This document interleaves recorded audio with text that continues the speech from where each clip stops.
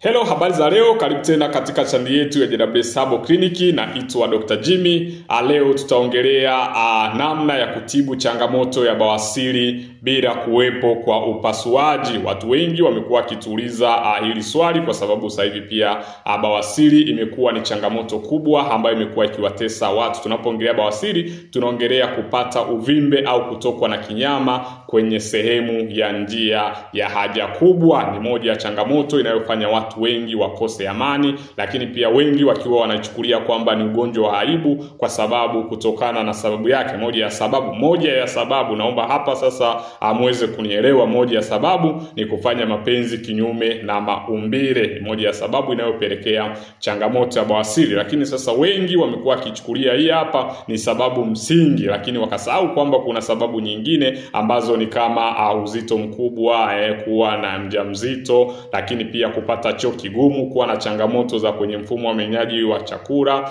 lakini pia kukaa kwenye kiti kwa muda mrefu, na inatokana na udhaifu wa zile veins zinavyopatikana kwenye njia ya haja kubwa. Kwa hiyo sasa wengi wamekuwa kichukulia hiyo ndo sababu msingi, ndo maana wengi huwa walitaji hawaisemi sana hii changamoto. Sasa nikuulize swali wewe ambaye uende umeshikilia huu msemo. Je, watoto, unakuta mtoto ana miaka 2 3 ana changamoto ya bawasiri. Je, tujiulize mimi na wewe, huyo mtoto na yeye amefanya vile?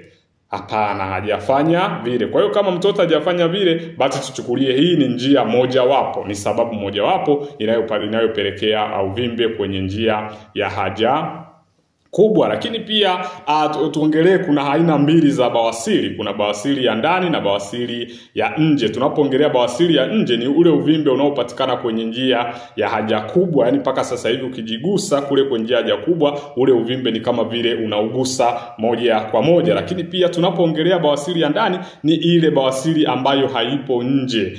Mara nyingi hii unaweza kaipata kupitia dalili, unaweza kaipata kupitia choo cha damu, unaweza kaipitia maumivu makali, unaweza ukapitia miwasho, lakini pia unaweza ukapitia kuhisi ule uvimbe, kuhisi pale kwenye njia ya haja kubwa kama vile kuna kitu kimeweza kubana. Ina maana hakuna, yani haja haiwezi kutoka kama inavyotoka vizuri. Kwa hiyo ukiona dalili hizi, basi jua kwamba una changamoto kubwa ambayo iko ndani kwenye njia ya haja kubwa. Kwa hiyo hizo ndo baadhi ya dalili za bawasiri ya ndani. Hapa na kupitisha kwa haraka kwa sababu wengi unapoongelea bawasiri wengi huwa hawafahamu. Sasa hapa kuna wengi sana pia wamekuwa wakija wanatuuliza haya maswali kwamba wao wametumia tiba nyingi, wao pia wamefanya operation. Mtu unakuta amefanya operation zaidi ya mara moja, lakini pia bado anapata ule uvimbe, bado anajapona bawasiri. Ndio maana nimekuwa nikiwaambieni kwamba wengi tumekuwa tukitumia tiba hatupati matokeo, tukifanya operation hatupati matokeo,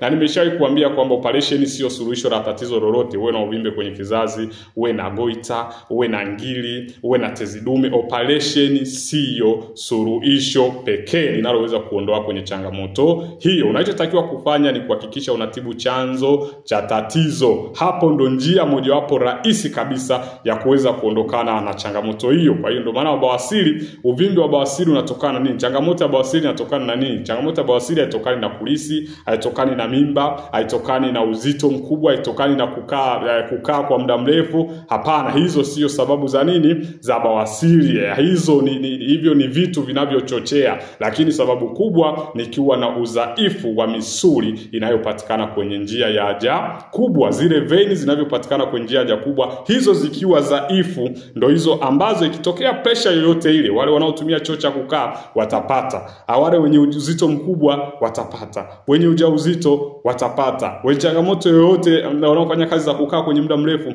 wataweza kupata. Ni kwa nini? Kwa sababu ile mishipa ni dhaifu. Ndio maana nimekuwa nikiwaambieni chanzo kikubwa cha bawasiri ni kutibu ile mishipa inayopatikana kwenye njia ya haja kubwa, na hiyo mishipa ndio inayokupa maumivu, kwa sababu hiyo mishipa ikitereza inatengeneza uvimbe. Ikitereza moja kwa moja ikitereza moja kwa moja inatengeneza ule uvimbe, na ule uvimbe unaweza kuwa unatoka unapoenda kujisaidia. Kwenye hatua za kwanza unarudi mwenyewe, hatua za pili Hatua za pili unairudisha kwa kidole, na hatua ya tatu unakuja unakaa nje moja kwa moja, unakaa kabisa pale nje moja kwa moja. Kwa hiyo unachotakiwa kufanya ni kuhakikisha unatibu ile mishipa, na ile mishipa pia ikiteleza ikapasuka, ndio hiyo inatengeneza damu. Wengi anapata choo cha damu, anakuja anakuambia daktari, yani mimi nimetokwa damu chooni, ni kama vile nilikuwa nachinja kitu, ni kama vile nilikuwa nachinja mnyama, nachinja kuku, damu ni mbichi kabisa. Inatokana nini? Zile veini kwenye njia ya haja kubwa tayari zimepasuka. Ndio maana wengi ambao wanatumia hii tiba yetu ya asili ambayo inaitwa Pilecare huwa wanapata matokeo. Kitu kinachosababisha wapate matokeo ni nini? Kwa sababu unatibu chanzo cha tatizo.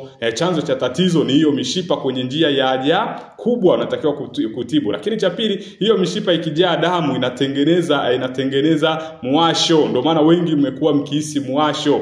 Mtu unahisi miwasho, unahisi kama vile kwenye njia ya haja kubwa hapako sawa, kukaa ukai vizuri. Wengine wanapata maumivu mpaka ya matako. Mtu anapokuwa anatembea anahisi maumivu makali. Inatengeneza pia kuhisi kuna unyevu, na wengine akiwa amevaa ukivaa vibaya unaweza kukuta hadi majimaji yanaonekana kwenye njia ya haja kubwa, na hakuna kitu ambacho kinamuumiza mtu kama kuona majimaji yametokea kwenye njia ya haja kubwa. Sasa hizo ni baadhi ya vitu ambavyo vinatokana na ile mishipa. Lakini pia ile mishipa ndio inafanya upate choo kigumu. Ukipata choo kigumu unapata maumivu makali, kwa sababu kile choo kigumu kikipita pale kwenye ile njia moja kwa moja, ile njia unaanza kupata maumivu, kwa sababu tayari mishipa ishapasuka. Kitu kishapasuka, tokea kitu chochote ambacho kimepita kwenye hali tofauti, hiyo ni changamoto kubwa, itakupelekea maumivu makali. Lakini pia hiyo mishipa ndio inafanya njia ya haja kubwa uhisi kama choo kiishi. Choo kiishi kwa sababu inakuwa ni nyembamba, na unatoa choo inakuwa nyembamba sana. Hiyo wengi wanatuliza inatokana na nini? Ndugu yangu, hiyo inatokana na changamoto ya bawasiri. Kwa hiyo ndugu yangu, kama unateseka na bawasiri, hakikisha unatibu mishipa. Ndio maana ukija JW Sabo Clinic wakikupa tiba yao itakupa matokeo, kwa sababu inatibu mishipa ambayo ndio chanzo cha changamoto. Lakini pia utapewa lifestyle ambayo unatakiwa uishi ili uweze usitengeneze